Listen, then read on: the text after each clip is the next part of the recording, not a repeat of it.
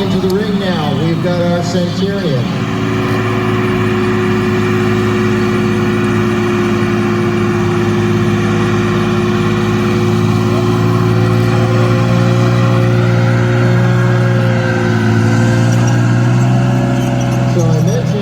Centurion Mark I was first premiered, and they were going to try to test it. Never really got a chance to put it into combat in Germany. That was Mark I. This is actually a Mark 13, so it made it that higher in terms of the number of marks that it used.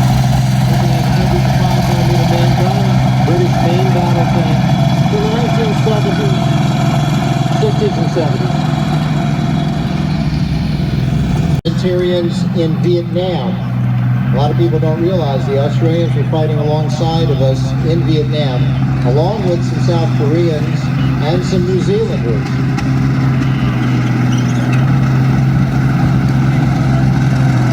In its day, this tank was considered a premier main battle tank, and until it was replaced by the Chieftain, it continued service in the British military. And even after British Storm, the British were using these again for combat engineer vehicles. It's actually referred to as an armored vehicle royal engineer. Wide tracks. The German tanks tended to have much narrower tracks. Well, in Russia, there's a lot of mud and there's a lot of snow, so wide tracks is a very useful feature to have on your tanks. T-34s have that.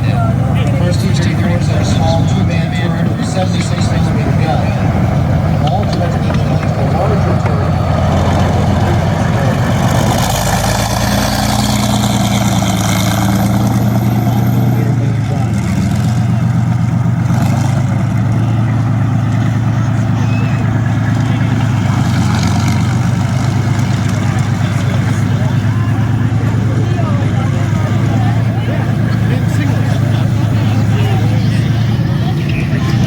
Some things about the T-34 that are very sophisticated, but there are some things about the T-34 that are extremely Spartan. If you rub your hand along the turret, it hurts. The casting on that turret would have been thrown in the back rubble heap by Rock Island Arsenal here in the United States. In Russia, they just knock the slag off, put it on the tank, and says, paint it. Cross system, which T-34 has, and the fact that if you spray enough oil on the manifold, you can make yourself a smoke screen, and that's how a lot of Russian tanks can do it, and do it fast, too. Forget smoke grenades.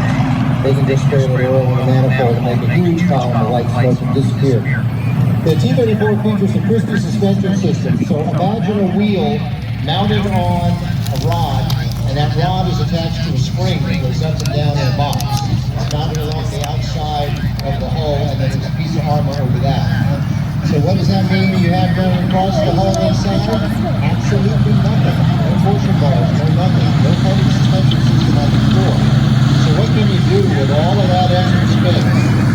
Well, you can put a little bit of mounting and rerouting on boxes in the exterior. Like I said, it's simple. Not very wonderful.